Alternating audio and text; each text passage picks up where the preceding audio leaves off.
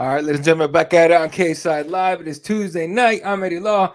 That is the man, myth, the legend, lead correspondent for Cageside Press, Gabriel Gonzalez, fresh back from Las Vegas, man. UFC 282, a full slate of stuff for you. You didn't just do UFC 282, not just media day, but the MMA with the World MMA Awards. There you go, World MMA Awards.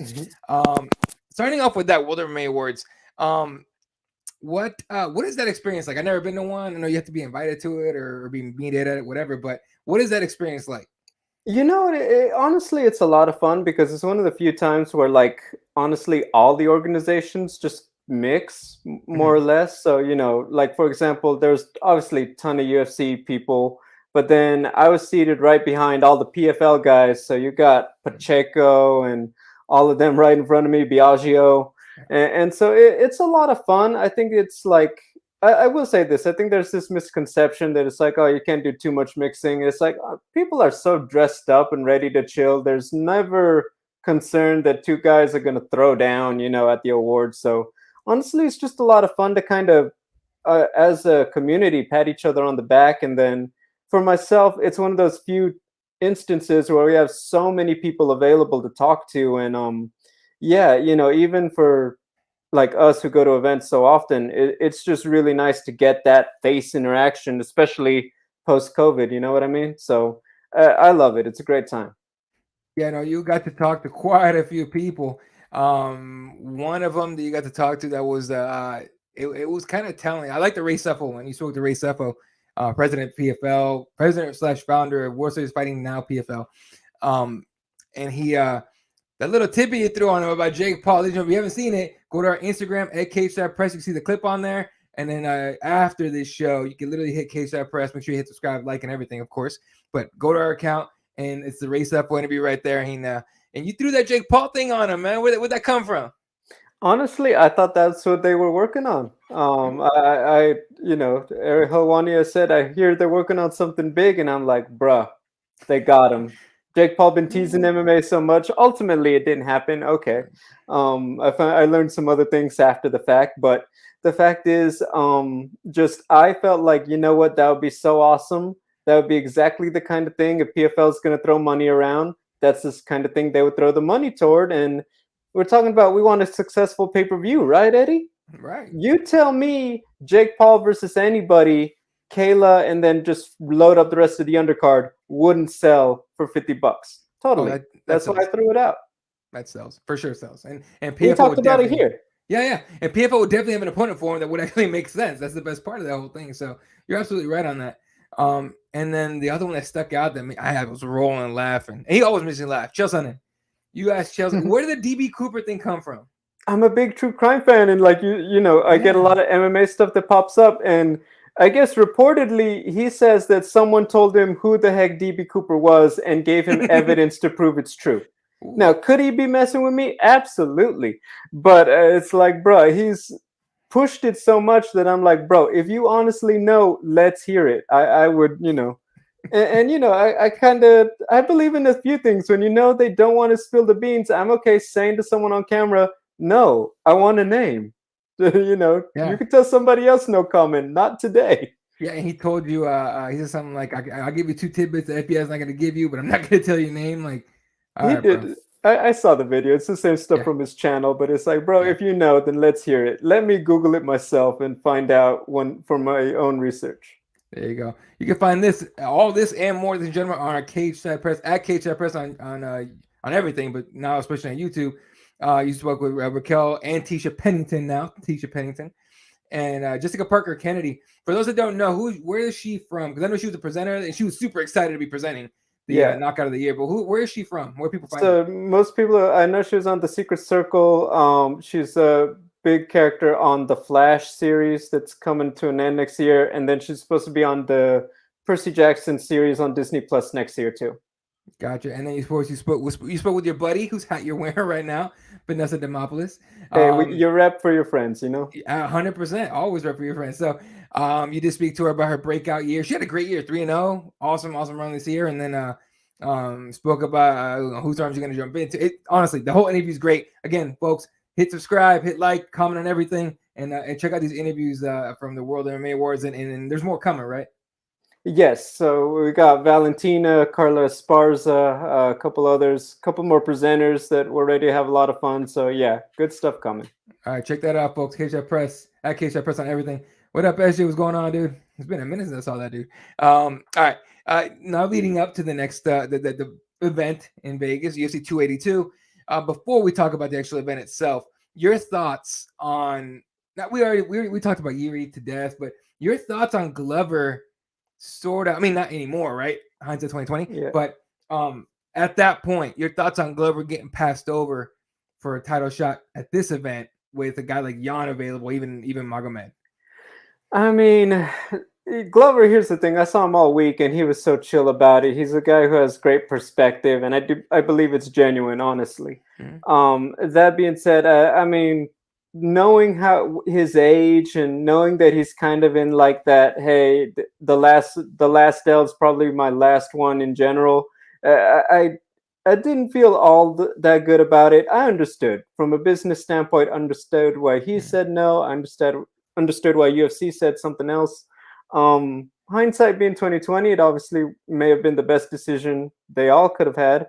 But Yeah. in the moment, I would be lying if I said it didn't feel like it had an impact on the event. It kind of felt like, once again, we were putting the pieces together. And while it was a great event, and I'm sure we'll get into that, the packaging in the moment, as fans who already get a lot of UFC pay-per-views and combat sports pay-per-views in general, it did feel like it hurt that one a little bit going into it. It definitely did, and there was a lot of people telling me like for example, I did the fight companion live during the main card, and people were commenting on there like what did they say? I had people like, just show the fights, and I'm like, bro, first of all, I can't do that, but like that's when he started realizing like, oh, they didn't even look for like streams for this shit, like no one can find anything, but I'm sure it hurt the numbers for sure. Now moving on to the fight itself, usually we go from bottom to top. Let's go from top to bottom in this one. The main event was, I mean, I think Dana White said it best himself at the post fight, where he said, "I zoned out after the third round" or something like that. Like I did kind of do the same, but you tell me what you thought. Because my first thought was, well, these boys signed up for a 3-round fight, not a 5-round fight. They're not ready for this. What did you think of the fight itself? I mean, respectfully, I thought that's where it was just getting good. I Yeah, think that, Jan has Megomed's legs out. I mean, he's about to maybe shut it down. I understand in terms of dramatic swings, it's not like Leon Edwards finding that head kick out of nowhere and rallying back. But I get it. He kind of got Jan down and just held him there with decent control, but not devastating damage. And so maybe for your pay-per-view main event, after you'd lost Yuri Glover, after you felt some sort of way about the co-main decision, probably, I understood why fans were like, I wanted a little more juice for that ending. But really, I think you just got to respect it. Magomed, you thought he wouldn't be able to walk off the stool, and for after real. the third, comes back, wrestles Blachowicz down, and keeps him there for what I thought was the win. But we were about to talk about that, I'm sure. Yeah. So the judging, dude. So anyway, they read the scores off and everything, and during the fight and after the fight, and again, keep in mind, I'm calling it. I'm doing not pay per view. I'm doing play by play / fight companion. And so I always watch it the next day, but I felt the same exact way the next day when I watched it again. Dude, after the fight, I was like, okay, Magomed's a champion. Like, there's no way. And afterwards, Jan Blachowicz said as much. He goes, no, he first of all, he's like, give him his belt. He won, and then he said, look, I don't know, I know I didn't lose, but I didn't win either. Is what he said. So it was a weird thing, but the judging was wild. The judging in the next one we're gonna talk about it was even crazier, but the judging in this one was wild, man. Like, what did you feel of the split draw? Do you think it was fair? Do you think we had a winner? We just we didn't get to name him. Oh, you know what? That's tough because when I think about how it scored, like the 10-8 in the fifth, Magomed really gets him down and does, like I said, not devastating damage, but that much control. You have an argument for a 10-8, right? And that's what led to the draw, I believe. First round, while it was competitive, I still felt like that was decent enough. Like Magomed had enough of a margin. So when you talk about controversy, I feel like we've seen crazier things, but this really shouldn't be one of those times. Just plain and simple. So yeah, honestly, after the co-main event, when they started doing split decision, I hate to say it, but I will. When you had a very controversial one in the co-main event, I was like, well, that should be Magomed. We have weird judges. Clearly, they're about to give it to Jan Blachowicz. Mm-hmm. And now, of course, we got the worst of the three evils, which we didn't know was an option. And it's like, what? That was my reaction. And the media room reacted. And obviously, these are people who watch fights every week, several days a week. Mm-hmm. We were all pretty shocked, too.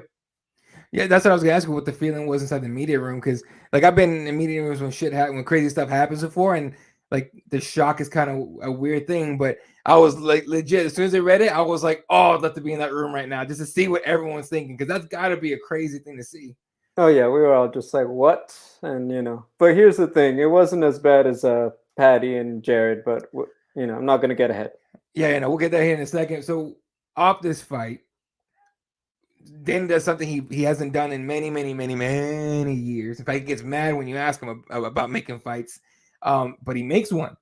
Turns out Hunter Campbell and according to him, Mick Maynard, who appreciate you for following us on Twitter, Mick Maynard, appreciate it. But he makes Glover Teixeira against Jamal Hill January 14th. Is that no? Yeah, no, that 23, 21, 21. Sorry. UFC 283 already headlined by Figgy versus Moreno 35. How many were they going? So then he makes that fight. What was the first thought once he literally broke the news to you guys, and that's when we found out about it. What do you think about that? Well, personally, everyone in the media room was like, hold on, where's my Twitter window? I need to tweet this out right now. No, it was very okay. So I'll be honest, I have to speak to it personally because I certainly remember as a fan, I've shown up to plenty of events or didn't do interviews, pre, media life. I know what it's like to buy the ticket and want your money's worth out of it. I know what it's like to tune in. Maybe it's not the most loaded pay-per-view, but I'm a diehard. I like my favorites. I personally love Jan Blachowicz as a fighter. I love his story, resurgence. I think he's a nice guy.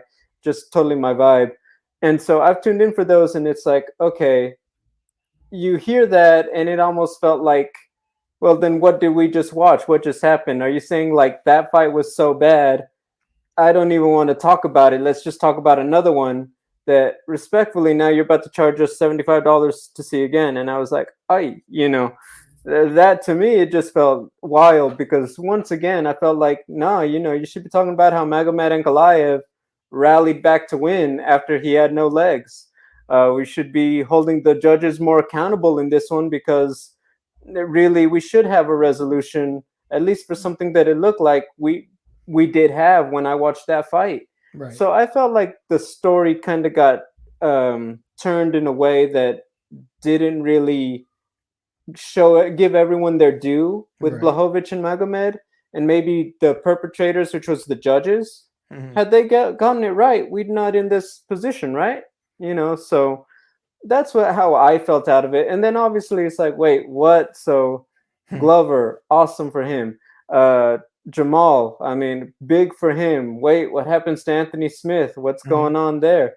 A lot of thoughts when Dana, mind you, he's just still talking, and this is in the John Morgan part of the scrum. We're not Right, even to the other players in the game. You know what I right, mean? right. No, so speaking of, okay, so that fight gets made, cool. Glover gets a shot, and like we were saying a second ago, hindsight 2020, everything kind of worked out for the best. Honestly, for Glover gets to go fight at home. Anthony Smith, man, did you see the clip of him fighting out pretty much on air? You're pretty much That, on during the commercial break. Thank goodness. Imagine if bro, they did to him live. It's like, bruh.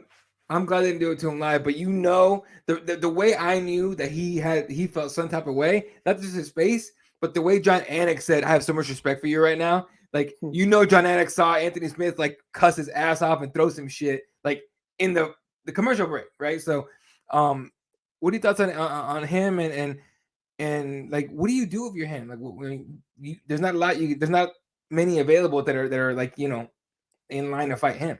He's such a good head on your on his shoulders kind of guy. He knew Hmm. exactly what happened. He got screwed. Yeah, He knows. Look, rematch. Rakic is hurt. yeah, Magomed just fought. That ain't gonna happen. Blahovic just fought. That ain't gonna happen. Glover is now out of the off the board. That's gonna happen. You're yeah. like, and he acknowledged it. We'll find something, but no, right now in this moment, it hurts. I'll throw this out there. My other buddy, Jared Bandera, Hmm. wants to go down to 205, says Bro, he'll be the dance partner. I saw that and I was like, Jared's a big boy. I will say, I feel like, Mm. he'd be a really lean guy. He would be like a Paul Craig type of light heavyweight, I think. Ah, okay. You get what I'm saying? Yeah, yeah. That being said, look, I think he's put in a lot of work to be a heavyweight over the years, so it'd be a very quick change, quick turnaround. But if give it to Jared. I say that as his friend. Maybe Yeah. I'm getting a little too biased, but I'll throw it out there. I'll say this much about Anthony Smith. Not only did he deal with that so well, but reportedly, according to Jamal Hill, Anthony Smith's going to help his former or supposed to be opponent, not anymore. He's going to help him train for Governor Chair. That that tells you everything you need to know about Anthony Smith. That guy's a stand-up dude. So that's pretty cool. 1,000%. 100%. All right, let's get to the co-main event because it might be the biggest controversy of the entire night. Because whether you love him or hate him, Paddy Pimblett, well, he got the win, right?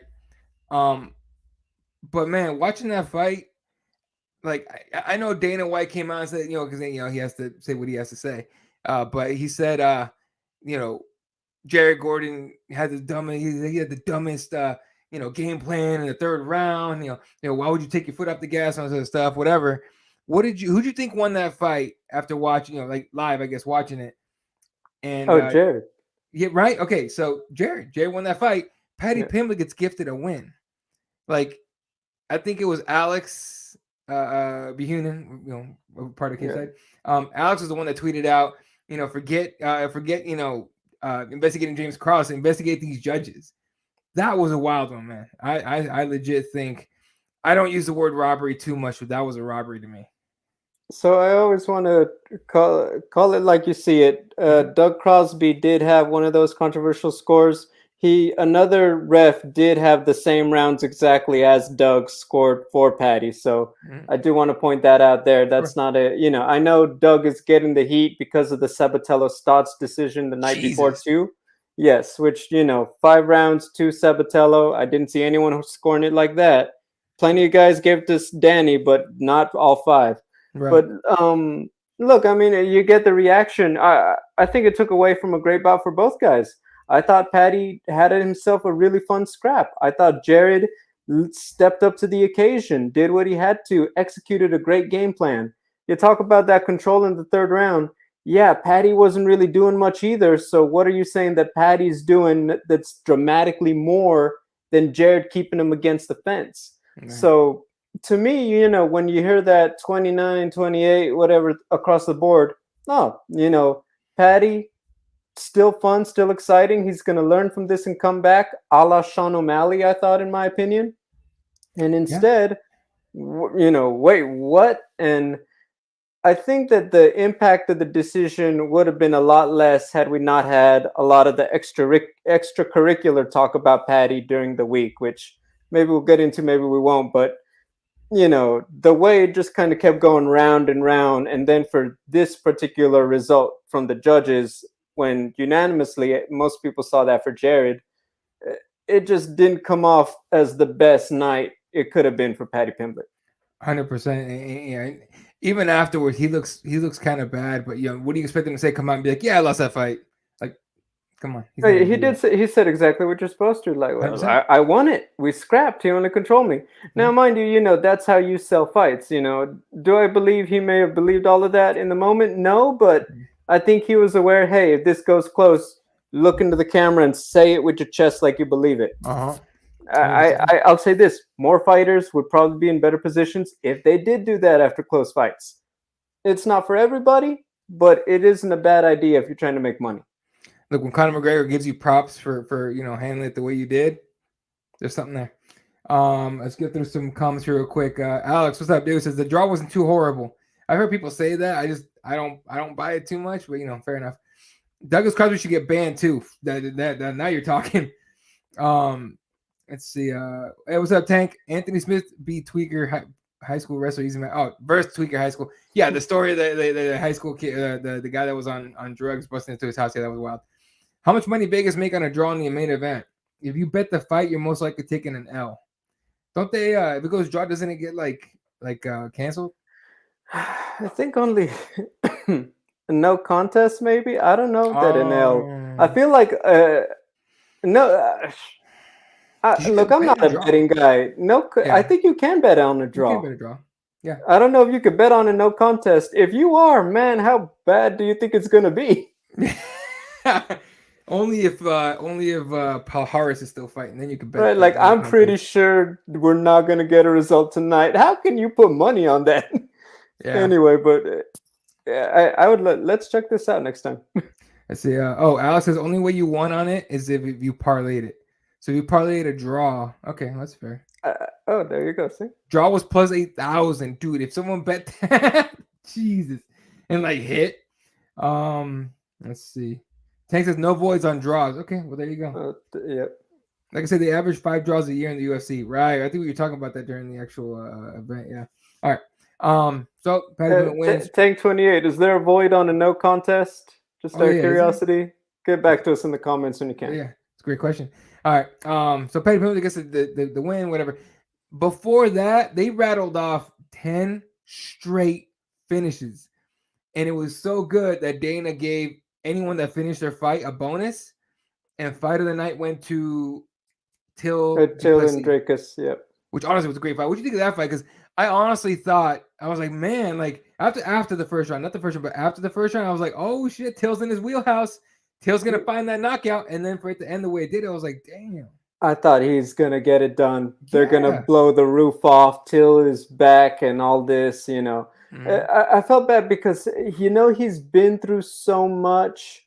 The UFC has pushed him. They've been trying to find that UK guy post Bisping, and he's just it's just a little bit of everything. Just he took some L's, moved up, gotten hurt. Just had layoffs. It's just tough, but yeah, it was hard not to get excited for him. Man, wouldn't that be just awesome? Everyone kind of writing him off, especially you see them on the scale. Dracus looks huge. Dracus starts mauling him in the first round, and then it's like, wow, that best sport on earth, right? And then just heartbreaking. But look, full credit to Dracus. He almost had it easy. He had to rally back himself. Nice dude. I think a great contender in 2023 at middleweight. Yeah, he said it himself. He said in his post fight, he said, I told you guys I'd be here at some point, and then now I'm telling you guys I'm gonna be a contender by the end of 23. I believe it. If he fights the way he's been doing. So that fight was pretty crazy. The other fight that stuck out to me the most, because I can't not like the kid, man. Raul Rosas Jr. gets a submission win over Jay Perrin, and dominant. The kid was fast, he was strong, he was calculated. There was no jitters. It's almost like he knows so little of it's almost like when you're too ignorance is bliss, right? You don't know enough to be nervous. And that was wild, man. So what do you see out of this kid? You think he's gonna live up to the hype that he's been receiving? I mean, he's one of those rare guys that he's literally on the most developmental UFC plan Oh ever. I yeah. mean, respectfully, this is not like when Charles Oliveira or even Rory McDonald were youngest fighters ever, you know? So I think that that's really one of those things for Raul is that I hope they take it slow. I think he should definitely look for the Sean O'Malley selective matchmaking for quite a while now. That being said, I get it. When you have a big name like that and he already has a following, there's going to be plenty of middle of the pack guys ready to eat against this 18-year-old now. That being said, clearly very gifted, clearly very tough, clearly putting in work. Clearly doesn't have to worry about driving, so he could just focus on fighting. Um, Raul, let me just tell you, man, life is better on the other side of a driver's license. It's worth it, you know. But I get it, you know, like there's something nice about being chaperoned everywhere. I remember those days. So do what you do, son. But yeah. I was the oldest of three, so I was the one doing the chaperoning. But either way, like that I serious because I got to watch this one. No, I watched this one right after you posted, and I was laughing because you asked him about the driver's license. Like, do you really not have driver's license? Like, he goes, man, my family don't trust me driving. Like, Well, here's the thing. It's like, well, I need to buy my mom a new minivan. It's like, you yeah, just won 50 G's. Why aren't you buying yourself a car? Oh, I know. yeah, exactly. A couple comments. Oh, here we go. Thank God back to us from DraftKings House Rules. In declination of a no contest or technical draw, all bets will be void and wages will be refunded. Okay. Okay. Wait, This so is technical draw? Tank, Okay, Tank split had no draw. idea. He goes, great question. That's why he drew us. There you go. Yeah, he is. He's our lead correspondent. So there you go. And then Aspinall is a way better face than Pimblett. I agree, and I would continue to agree if Aspinall hadn't blown his knee out. He's going to be out for a minute. So like the face you got, I guess you know, is Pimblett right now. So we'll see.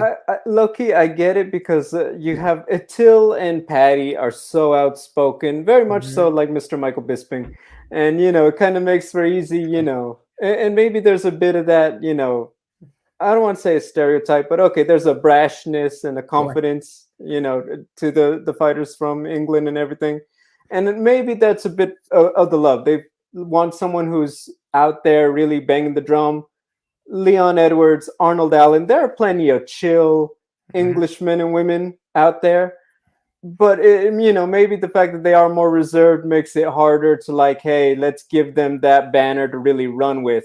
That's Right. the only thing I can imagine. I completely get both sides for sure, but I get it. I will say now I'm interested to see what's next for Leon Edwards in that way because I think that that's really like, hey, you literally have the belt. You have brought it back to home soil, so to speak. So now let's see, like, how's the UFC and him as a personality going to manage this platform? Because he's usually been just a chill, I'm here to work and then clock out kind of guy. Yeah, no, I think at 278 with I was the one covering that card bit where he knocked the Usman out. We got the Yeah. like I asked him, I was like, you think you gonna try and box Canelo? He looks at me, he goes, I know damn well. He's basically the piece of it was, you know, I know I'm not delusional. I know better than to go try and box Canelo. And I was just like, that is such a telling answer. It's not that he doesn't believe in himself. It's that he just knows, right? And he ain't gonna try and bullshit you and tell you, you know, yeah, I could box Canelo, like the way Usman was telling everybody he could box Canelo, which we all know. Come on now, but Well, respectfully, Canelo Usman trying to get paid. I think he knew his 100%. if he's not a Conor McGregor after 15 straight title defenses, it wasn't going to happen. So I think it's like, bro, Right, let me go get paid while right. I'm actually all this in the bag of chips right now. Which, mind you, look, how long did it take for someone to get to 15? He's going to Ooh. have that record himself for a long time. So Mhm. respect on the name, but I get it. He was trying to get paid. He was saying what you're supposed to when you're trying to get paid. And that's the name of the game is get paid. All right. Are there any finishes you want to talk about on this card? Ilya, Bryce Mitchell, Oh Ilya Jesus, I versus forgot Brian about that Ortega. one. Let's get it. Dude, first of all, and I know, look, I'm not one that's gonna crap on Bryce Mitchell. Bryce Mitchell did come out, I think yesterday or today, saying that he had the flu the week before the fight. Fair, you can definitely say that. You know, he said, hey, you know, sorry guys, that wasn't me in there. I had the flu the week before. Fair enough. But man, the way Tuperia just like went right through Bryce's defense like butter. I was like, whoo. And then he comes out and says, "Yeah, I want to fight Brian Ortega." Like I think we all were like sitting here going like, make the fight right now. Like Dana, announce the fight. Announce that fight right now. Come on. Like that's a nasty fight, dude. That's a nasty fight. What you think of that one? You know what, man? I thought he's gonna pick his spots, get in and out, just stay out of that long range of Bryce. He just took it right to him, and like you said, went through him like butter. I loved it. People, Bryce Mitchell. I'm like, Ilya can wrestle as long as he doesn't start trying to go for. Kind of take the Larissa Pacheco approach. Don't try to grapple too much. Just start beating on him. Just use some shots, ground and pound, work your way through it. You'll probably get him. So to see him do it, just take it right to him, I was like, let's go, man. Easily top prospect of the, out there, I think, right now. And by the end of the year, we're probably going to be talking about the conversation for one of these shots at 145. Now, what are your thoughts on people saying, I'm one of the people saying, I'm not going to bullshit you. Like, I would love to see Paddy Pimblett have to stand in front of Dupuy and say all that stuff again. Like, it would make such great television. The only thing is, I feel like it would. Okay, I'll just say it. Competitively, you'd feel like it's a lateral move for Ilya. Like he could fight Paddy, and it would be big. However, he's in a position. You can make an argument for an Arnold Allen in March, right about now, right? Title eliminator. If we don't have Max Holloway on the board, I really feel like that's just it. The Paddy fight, it would kind of be like a boxing exhibition. They're two different weight classes. It would be fun, but it would mostly be for the show, as not so much in the cage to move them forward. There you go. I think I tweeted that out, and people were telling me, like, "Do you want to see a body?" I'm like, "Yes, I do." I don't dislike Pimblett. Look, first of all, because I don't know what the hell it is for people think I hate McGregor. I don't. I want to see McGregor come back, and obviously the Nate Diaz post behind me probably says that, but still, you're literally blocking every word but kill. Bro, I have the Team Diaz hat on. I have a represent hoodie. So there you go. I get it. Real quick, Tank goes, screw Usman. I'll never respect the name. Marty. Here's what you just to understand about Tank. Tank on Keyboard Warriors is the most consistent commenter ever. The first comment's always this. Marty, it's up there. I just forgot to put it up. It's Marty. He think Marty's juicing, fair enough. And he can't stand Usman. And I'm like, I respect it because he never says different. He's never changed his mind. Even after Usman got knocked out, he still sent that shit. It was so funny. Hey, Tank, what about Costa? Because you tell me about fake bodies. I feel like Costa, I'm sorry, you just built a little too good. Yeah. Toast, what's up, dude? I'm a fan of Tank 28. Me too, bro. Here's I saw that, yeah. What's up, Booey? Vanessa D looked great when you interviewed her. She looks good all the time. She did, yeah. She looked good. I've seen those comments on all of it. It's like, they're like, why did she do that to you? It's like, I do not, my friends are free to look as great and fierce as they want to be when we're on camera. I encourage it. 100%, man. All right. Other fights on this card to talk about. The one I want to talk about, not necessarily the fight itself, but TJ Brown, you asked him about the Vibe and Glory MMA. Now, because obviously, if you guys don't know, James causing trouble. Glory, allegedly selling his partner MMA, or I don't know if you know, like for sure selling a Glory MMA or whatever. I don't know where they're at in the process. I'm assuming it's a lot more than just, hey, let me just sign 3 lines and go home. But yeah.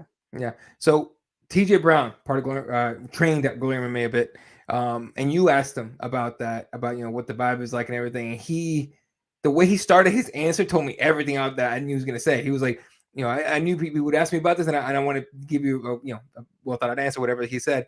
But the fact that he said that it's like a little weird in there. What did you take from that answer that he gave you? Because to me that was telling. Like that's why, like as soon as he said it, I think I texted you right away. I'm like, hey, do you have that clip? Because we got to put that out. What did you think? Honestly, I think it's just more telling. Look, you have someone like, respectfully, Lorosenko, obviously very visible role for the UFC, very proud Glory MMA product. Brandon Moreno, Jeff Molina. It's not lost on me that these guys haven't done interviews going in depth about what's going on. And maybe they can out of respect for Krause. Maybe they aren't. Also, I'm sure it's a lot of reasons. That being said, I wanted to ask him something that I knew he could actually speak to without feeling like he's betraying confidence that I'm sure he has in Krause or, his friends who are probably like, hey, like help us out because maybe that helps the cause. I'm sure that, the fighters who are being affected right now do want some kind of resolution to say, hey, look, like he's not in the gym, he's not going to work with us, but we got to make money while you guys do your thing. I'm sure there's some of them who want that message out there because this is a lot of livelihoods that are being affected. So that was really my thing is how can I phrase this so I can get an answer that he can actually speak to? But if I just ask him, what do you think about the James Krause thing?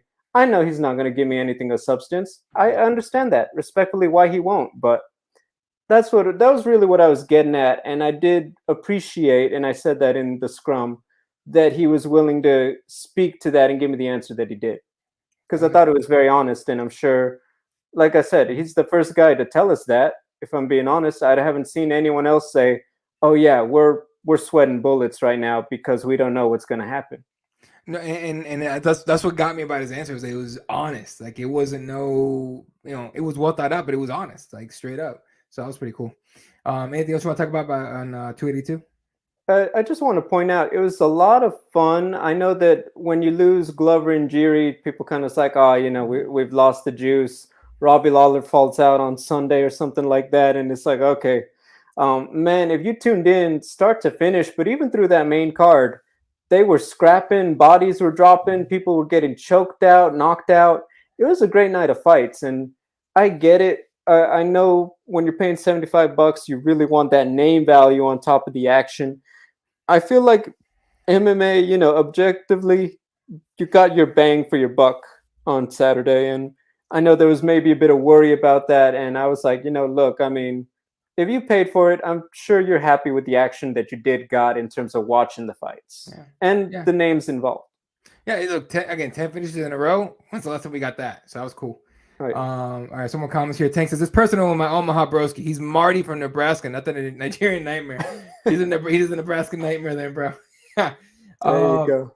Bowie says, Brendan Schaub said he heard the crossover was going to get worse. Well, it's Brendan Schaub, so, a ton of salt, but he might be right. Tank says, oh, man, Dana flipped out at the presser, made my Sunday morning. We'll talk about that in a second, too, because that was kind of funny. The card was fired. The sun said all finishes except Maine and Coleman. Is that true? It's 100% spot on, yeah. All right. So I thought it was Alex that asked him, but it wasn't. It was Alex got a bit of the after flack when he asked Dana about Chandler and McGregor. But I think was it Bond, right? I almost thought Bond asked after Alex. No, did he? I don't know. Whatever. Someone asked Dana White. I get you. Yeah. I want to say Bond was actually seated close to Alex. Gotcha. Yeah, just the whole stuff about. I think that Dana kind of was just trying to make a point that kind of like I don't make fights the night of, I don't we don't make fights the night of the fights. Right. Clearly that's not all the way true.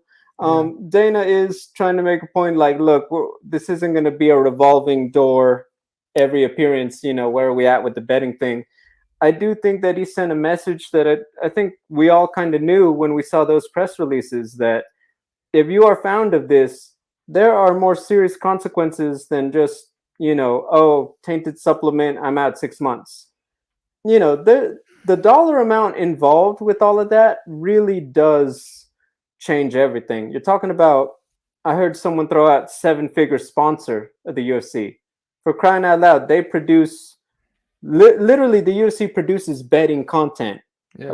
What are the odds, X, Y, and Z? And, clearly this isn't just for everybody. It's clearly done to help the benefit of the sponsors like DraftKings, obviously, that, pay them to kind of share this business and make it a part of it. And so I think that is why Dana is on board with like, hey, no, we are making sure our sponsor, who's taking good care of us, understands that we're taking this seriously. And that means sending a message about what are the consequences if you are thinking you might get away with doing this. And I felt like he was just trying to really get that point out there, which I understand. When you're talking about that much money, actions must be taken. And I'm not going to reiterate what everyone else has said. The reason why the Krause one and the Minner stuff in particular popped is because it was a large amount of money that changed hands over something that normally wouldn't. That's why they got it. 100%. I did see Scott Coker got asked about that too, and Coker was kind of like, "Gotta let the process play out." He was way more calm about it than Dana was. Dana got mad and Coker's just Coker. Coker's chill about everything. Yeah, I mean, it's like people aren't doing that for Bellator. Just that's all it Right. is. 100%. All right. Speaking of Bellator, what 289 out of the Mohegan Sun in Connecticut. Main event: Rolfion Stotts versus Danny Sabatello. First, the fight itself, it kind of played out the way I thought it was going to play out. Danny tried to take him down, or Stotts not letting himself get taken, get held down too much. But so Stotts gets the decision and everything. But Doug Crosby, who judged the Paddy Pimblett fight, gave Sabatello a 50-45. He gave him all 5 rounds. What the hell? Like, investigate that guy. Investigate him. Once again, another fun fight that kind of got marred. I thought that was actually a pretty competitive scrap also. I thought that Danny was doing good things. I thought Stotts was responding well and was getting the better of several good chunks of that fight. But if you told me, Danny is starting to pull away a little bit, Stotts isn't finding his mark quite enough. Yeah, I had Sabatello winning 3 rounds to 2 in that one, at a glance. Haven't watched it since. But certainly, there were those rounds. I believe it was 2 and 3. It might have been 1 and 2. I apologize, guys, but I do know there were rounds where I'm like, yeah, that should be Stotts. Like, you don't got to be an expert to say that should be Stotts. And when you have all 5 shutout, it's like, wait, what? So I know that there was the not press release, it was shared that they are investigating that, and like I want to say they didn't name him, but named all 3 judges. Like, we are going to review this to make sure we're on the same page. Right. Which I will say, I know it didn't get as much talk because obviously it's UFC versus Bellator, but the Sabatello scorecard is way more egregious than the Pimblett scorecard, for sure. Way more. And then just go over a couple more results real quick. Liz Carmouche gets the armbar submission over Juliana Velasquez. After all the talk, Liz kind of like, well, I still got the belt, and then this time I finish you. What are you gonna do? Hey, like Vadim Nemkov, like Aljamain Sterling, it wasn't going your way in the first one. Go back to the gym, make those changes, execute. Very impressed. I think that it's not an easy thing to do, and I don't think these guys that I just named get the credit for how many guys make that many dramatic adjustments in immediate rematches? Doesn't always happen. They're looking like completely different fighters out there. Congrats to Liz. 100%. Patchy Mix gets the guillotine win over Magomedov. Awesome. Nasty. Awesome name. Yeah, it was a nasty submission choke. Now, who's he taking on? He goes to the final or the semi? So that's the final. That's the final. Now it's Stotts mix final. Stotts mix final. Winner gets $1 million and then gets probably to fight Sergio Pettis at some point next year, right? Correct. There you go. I will say I want to give credit to Bellator. We keep talking about they need to do something right. If you told me Stotts and Sabatello was the final, the way they got so much airtime leading up to it, I would have believed you if I was a casual fan. It really, I was like, I want to acknowledge, was it enough? Is it enough to completely really get Bellator's all firing on all cylinders? Not quite, but I want to acknowledge that is the effort I want to see from more fights that they put on. 100%. And then Dalton Ross gets his decision win over Anthony Adams, and who knows where they're going to go from there. The other fight that's definitely the finish, at least, to talk about. Christian Eccles knocks the hell out of Pat Downey.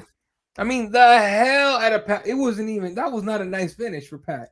Pat got embarrassed badly. What did you think of that? I mean, that's why, odds don't win fights. Plain and simple. I think Pat was one of the strongest, if not the strongest favorite on the whole card. Right. That's why they fight the fights, right? I was just like, oof. But certainly, out of nowhere on that one. Yeah.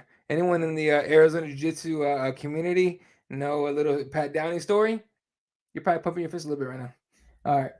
Real quick, come more comments. Chaka Toast. What's up, Toast? Says he shouldn't have been allowed to judge Paddy fight knowing he was in Connecticut the night before, in my opinion. Yeah, but I think they assigned those like ahead of time, so he probably. I also feel like you got to speak to the refs on that too, because haven't we seen that with the refs every now and then? I feel like we have. I'd have to check that, but like I said, if it didn't happen back to back, we wouldn't be talking about them, right? So, yeah. Bowie says, KJ Press going to be at the Strickland Jared card. Yes, Rodney Yeah, will be there. So we will have we'll have stuff from there for sure. we'll be represented. Yes, sir. And then Tank says, did we see Dana's infomercial? What the hell? What the fuck's he doing? How much money does Dana need?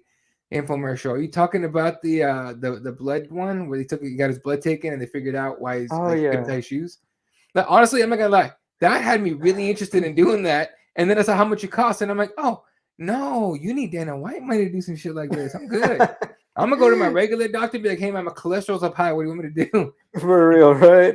You know what? Yeah, I think it was like, don't get me wrong. I appreciate telling people to address things like that if you Yeah. feel something's off. But when he's like, nah, this doctor's amazing. It's like, Dana, have you seen the price of gas? Not all of us can do that. Some of us may even say, nah, you could just keep those extra 9 years that you would have saved me. Yeah, I'm good. I'm good on those 9 years, man. It's all right. I'll just live these 3 to the fullest. Thank you very much. No, freaking yeah. So in Tank goes, it was weird as fuck. Now I was super interested. I was interested in everything, but then that's how much it costs. I'm like, I'm good on that. But I think Dana's doing keto, and I've done keto 3 times for weight cuts, and it's nice for a while, and then after a while, like I just think it's really hard to sustain it. So I don't know. Like I couldn't Costs a sustain lot too, no? keto, yeah, you have to spend a little more on food for sure. But it's basically high fat, low carb. You know what I mean? That's the basics of it. Obviously, research if you're trying to do this shit and everything. But you got to spend extra on like electrolytes because you get dehydrated. Like I've never been more dehydrated in my life. I remember at come fight night, I was on weight, and but it was at Matt weigh-ins. So I stepped on the weight. Cool, we're good to go. Let's go. But man, like the keto is a rough one if you don't do it right. The first time I did it completely wrong, and I still got gold, which is funny. I still won. There you go. But then the second time, I lost in the second round or something. But this is all jiu-jitsu, by the way. My getting punched in the face days are way behind me. But yeah, no, the keto thing's it's rough, man. Imagine paying $20K or more to tell you to go keto. I just did it for free, motherfuckers. Like, here you go. You know what that reminds me of? Like when people take their pet to the vet and it's Yes. like, oh, I think they're sick, and they tell them it's like, I don't know how else to tell you this, but you just paid like $2K for me to tell you he has gas. It's like, Jesus. wow. No, I always tell my wife that, but mind you, one of our dogs is really old and one's really young, and the young one's never had an issue, but the old one's had a couple issues, and I'm like, she's not, but I call her, I told my wife, like, once she became ours, she's the pit bull. I said, once she became a Mexican dog, she can survive anything. Like this dog gets hit by a car, I guarantee you, just Walking it off, and she's good. Like, and to her, to my dog's name is Kimura, and to her credit, like she'll throw up some weird shit and act all messed up, and I'm like, all right, if you're still doing this tomorrow, we're going to the vet. And the next day, she's like pops up like, all right, what's up? Like, damn, maybe she is a Mexican dog. All right, cool. There you go. Anyway, I get the love for the pets, but it's like, oh, come on, it's like, you know the things you're supposed to be doing if things are not going well, No, I told my wife, I'm like, look, if we go to the vet and the bill's more than like $1,000, more than like $500, I'm like, hey, that's just God's plan, bro. You ain't supposed to be here no more. So there you go. Just say like it is, right? I get it. I'm telling you, bro. I'm telling you, I got kids. I can tell you that shit. All right. I just put one through college. So, all right. Moving on.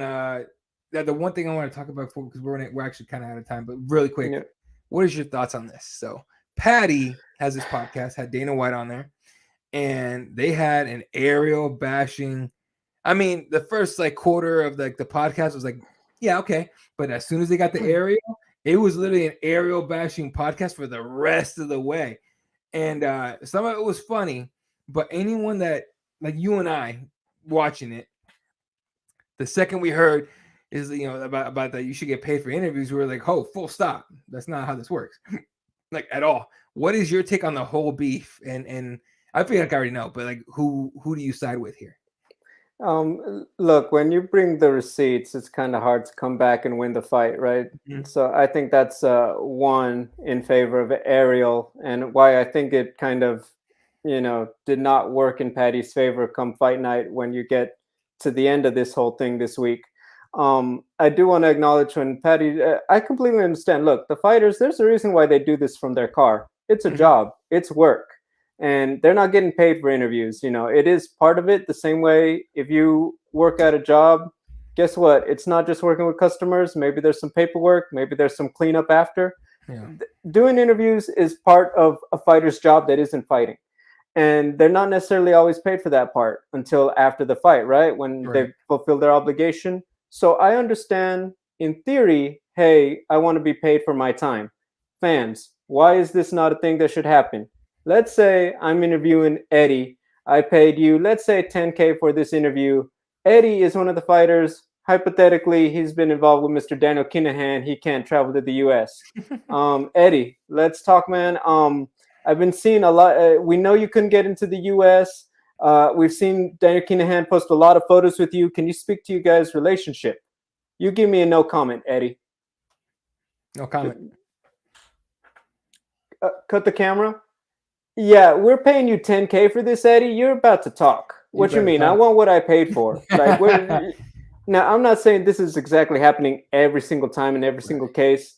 My point I'm trying to illustrate is the whole paying for interviews becomes a slippery slope very quickly. You could point to a lot of other things that other fighters are accused of where you could see why it would become a problem.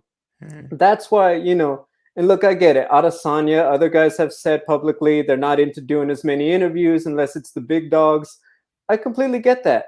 Why they don't say it often is because the same way like everyone else. They know that the more people talking about them makes more money in the end when they do fight. That's why they don't make it a point to say I'm not doing as many interviews. They're just saying, they're just kind of sidestepping that. So when Paddy brings that up, that's why it's such a controversial thing. That's why when Ariel has that receipt, that's why it's such a, the knockout punch, so to speak, because of those types of examples. Yeah, no, I immediately was just like, nah. But even before I saw, because I actually tuned in. I haven't watched Ariel's show, and I shit you not like 6-7 years. But I was like, I gotta tune in for this one. I haven't watched his show since he did the 2-hour thing after UFC 200. But I was like, I gotta tune in because I already knew what I felt watching Paddy talk about it. I was like, oh, you wrong, dude.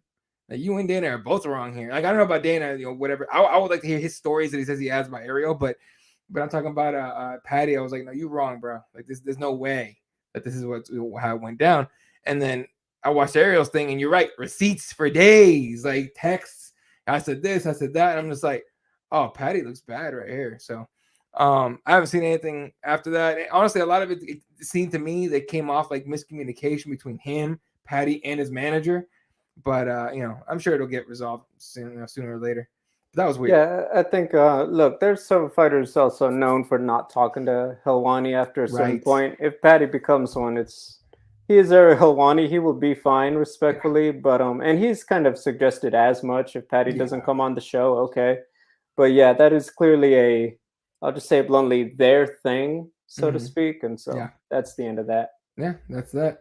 All right, couple more comments and we're going to get out of here. Ariel slayed Paddy and proved he was lying. I'm with you. The guy calling people lizards is a lizard. Who would have thought? yeah. I'm telling you, man. It's a weird situation. Anything else you want to touch on before we get out of here? Strickland Cannonier. Ooh, Strickland Cannonier. Right. Let me pull that up real quick. Strickland Cannonier is a weird fight to me. Not weird fight. It's a great fight, whatever, because I just like watching fights. But it just seems like everyone's already writing Strickland off, except for, and you spoke to him, Chris Curtis, who, by the way, great exchange. Okay, again, go to our YouTube after this show's over, and then go to scroll down to the Chris Curtis interview, post-fight interview. It's also on our Twitter. It's also on our Twitter. Specifically, the clip. So here's the thing, real quick. Chris Curtis obviously won his teammates with Sean. Sean for the scrum, because we're all seated in rows, kind of like almost like a cafeteria. But the fact is, Sean Strickland, no one between us sits about 6 feet away from me during Chris's scrum. So I did know that if I toss the ball up, here's the thing. I don't know if Sean is aware that I'm looking for him to do this, but I knew if I mentioned his name to Chris, Sean would start talking. Yeah. And he did, and you can't see it obviously in the scrum video, but I literally hold out my arm with the microphone straight out to make sure Sean's audio is captured. And if you hear it on Twitter, yes, it is. Yeah. There you go. Stylistically, heavy hitting Jared. If he gets Sean down, it's a problem. I think the biggest key for Sean is that if he gets too patient, this becomes a Cannoneer fight because Cannoneer is able to fight at his pace, conserve his energy, land more bombs later in the fight. That could really bail him out, especially if we could get Sean down. If Sean, he's low key like a middleweight Diaz brother. High Right. volume, not a lot behind it. Pick your spots, hands up, get in and out at the right times. This could become a long fight for Jared Cannonier. But once again, that explosiveness, particularly if Jared starts to use some kicks and some takedowns, that could start to cause problems for Sean. Who he got the better of Jack Hermanson, but Uriah Hall, striker, Alex Pereira, obviously a striker. I think the threat of the takedown is the biggest weapon here in the fight for Jared. There you go. And then I think any fight on here you're looking forward to the most. I'm looking forward to that one. The Drew Dober, Bobby Green. This fight breaks my heart. I don't want either one to lose. I so badly want this to be a draw. Like if this ended up being a draw, I'd be like, yes, let's go. Nobody lost. There you go. Yeah, no, I feel you on that one. Just scrap. It's like that one dude who's an accountant now or something like that. Just bleed. Let's go. Yeah. I actually Googled that dude like a while ago, and I was like, where did Just Bleed guy go? And he was just like, I didn't know that was gonna blow up like that. Like, all right, they said he doesn't even watch MMA anymore. Yeah, he doesn't watch it. He just that breaks my heart.